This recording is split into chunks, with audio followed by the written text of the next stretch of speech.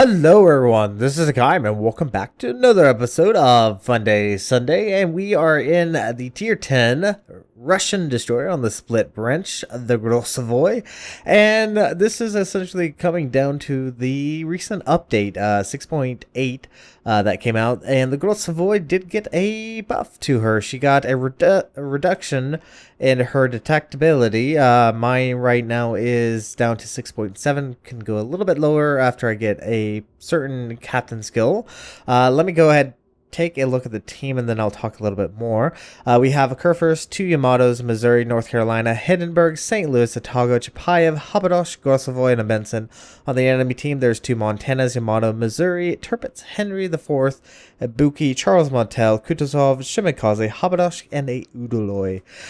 The other buff to the Grozovoi was a reduction of the reload speed by 0.2 seconds, so it's down to 4 seconds instead of 4.2, and it with all the proper, I guess, captain skills and also the additional modules that you can put on the ship, it gets the reload speed down to 3.2 seconds, which is, I believe, the second. I was wrong when I was talking. If you haven't been looking at the chat, I'm wrong on that. It's actually the second fastest, I believe, right behind the Akatsuki at 3 seconds. So I am pushing out towards A, hoping to catch some destroyers by surprise, because I kind of want to try this new reload buff. And we can see A is being captured, and this is where it's going to get exciting. Now, obviously, the Grozovoi has fewer guns than the Habadosh and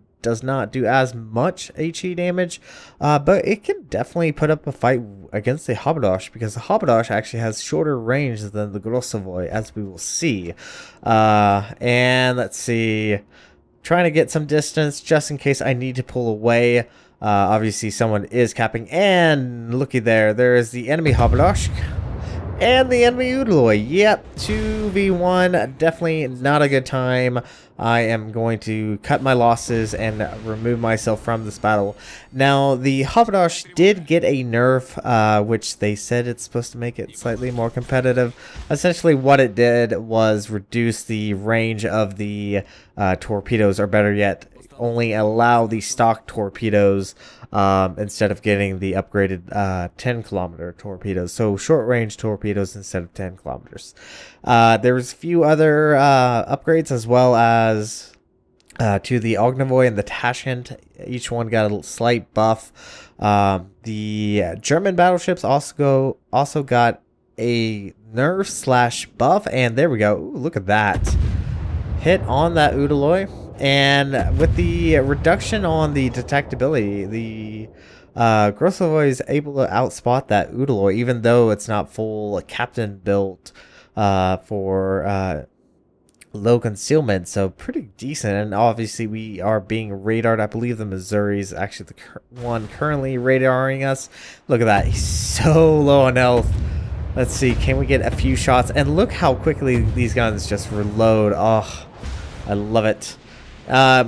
So the Grozovoi, I think one-on-one can put up a decent fight against the Habadosh, but I think the Habadosh will win every engagement, unless the Habadosh is just a terrible player. And there, look at that, lose our rudder. But here is probably the nice thing about the Grozovoi, is her ability to actually outrange a Habadosh. Because right now, about 10 kilometers. The max range on the Grozovoi is about 13.2 kilometers. I believe the Habadosh, it's been a little while, so you'll have to forgive me if I don't remember right off bat what the range is, around 12, maybe 12 and a half. So the Grozovoi does have a bit more of a reach than this Habadosh, and this Habadosh is presenting more of a broadside. Now obviously the Habadosh does have an additional gun in the rear, so has 4 turrets instead of 3, while the Grozovoi obviously has 3. So this is a nice little thing, is that range. As you can see, that Habadosh was not continually firing. Instead he does retreat and pulls away, but our team's doing really well. I mean, all things considered, we've captured D, B, and C, and we have enemy Shimikaze Torps incoming. But the Grozovoi, it's starting to act more like how the Habrash kind of acts, more so than what it did a little bit prior. Even though prior still it was very similar to the Habrash in a lot of ways, but kind of with the recent, I don't know, buffs, definitely does feel like you can kind of sit this long range because she does have that 13.2 kilometer range. She can just hammer away ships. She has those nice Russian destroyer HE shells, and just look at this. Look how much we can pummel this Habrash and do a pretty good job. I'm very well satisfied with this. So as far as what you can possibly do, and I do slow up and I do drop smoke, and this Missouri is in a particular situation. He knows there's at least a destroyer around. He does have a island to his left, but he also has battleships right in front of him. So I do have to give him credit that he does have to be a little bit careful. But now, since the Habrash no longer has those long-range torpedoes, the Grozovoi has essentially taken over. Not in full as far as ability, but for the most case has taken over the ability to do what the Habrash could do, is just spam HE and then also pretty much hit a enemy ship at long range for torpedo damage. And our torpedoes are looking pretty nice. I do hold my fire because there's a Charles Martel. Just want to wait a little bit, and there we go, 3 torpedoes, and that is 1 dead Missouri, which is pretty nice. I'm definitely liking the Grozovoi. One probably nice thing is though you do lose the ability to use your engine boost, having that additional defensive AA is very beneficial, especially if you need to shoot down a plane quickly. As I've had a battle where there was this invisible plane, for whatever reason, could not see this plane, yet this plane was spotting me, and I had a Kutuzov probably about 10 or 12 kilometers away from me, and if it was not for the defensive AA, I probably would have died and possibly could have lost that match. It was a very close match, but fortunately was able to shoot it down with the defensive AA. And look at this. This is the fun thing. Now, the Charles Martel is not something to kid around. I highly enjoy the Charles Martel. I think it's a very powerful tier 8 ship. Could easily punch up its weight as far as against any other ships, because it does have a pretty decent reload speed, and HE is pretty darn effective. And you can see in chat I'm being a little I don't want to say sassy, but I'm being a little yeah, we'll just go with sassy because that's pretty much what I was talking about. Pretty much saying that he was selling straight. Yeah, I was just being a butt right there, but I understood his positioning. That's why it was, at least we were able to actually get those torpedoes off. So the enemy team is putting up a good fight. Obviously they are having issues with actually getting caps, as they all lemming trained over to A. Yeah, don't really know why, but that's what they did. So this Charles Martel is going to live to fight another day. He's going to disappear behind this island and hide. Now we're going to quickly switch our eyes on this Montana. He's pushing quite heavily down south, and that is not a really good position. As you can see, we have a curve first, North Carolina set up. There's also Missouri in that smoke cloud. Yeah, not really great positioning right now, so we'll see how things go. Alright, so as I pointed out, there were a few updates. The German battleships got a reduction in reload speed. but I believe, no, sorry.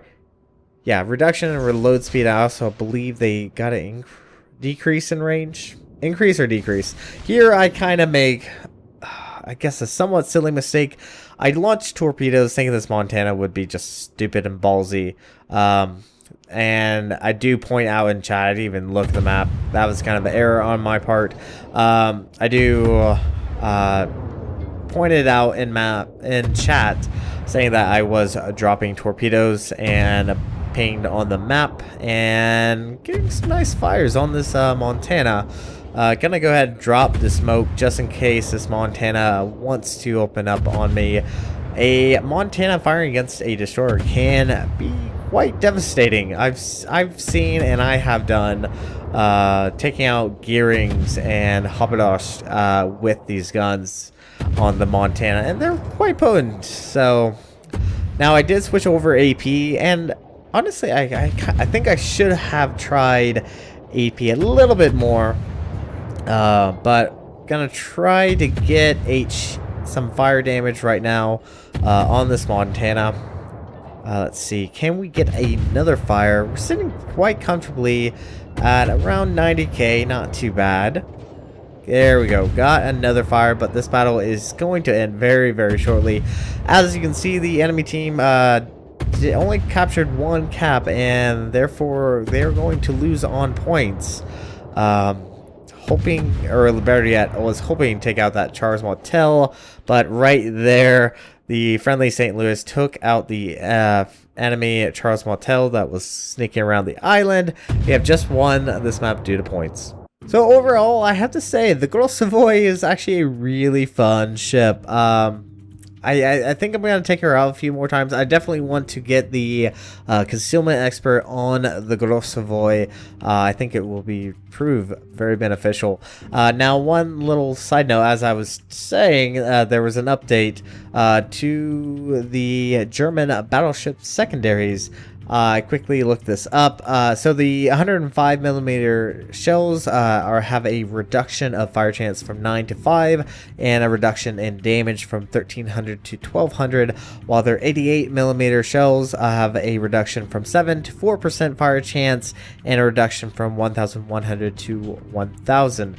Now, here's the slight thing. Their secondary got a buff, especially the curvers, from 7 to 7.7 kilometers. So I've yet to actually try this. I might go take out my curvers after I finish this recording. But yeah, that's an increase in the secondary range, which is really something. And the Gneisenau and the Curvers, obviously the Gneisenau Hull B, has a reduction in reload rate from 5 to 4 seconds. So there's that. But anyways, this is going to be it for this episode of Funday Sunday. Thank you guys so much for watching. If you like what you saw, hit the like and subscribe button. You guys have a great and fantastic day. Zai Jen.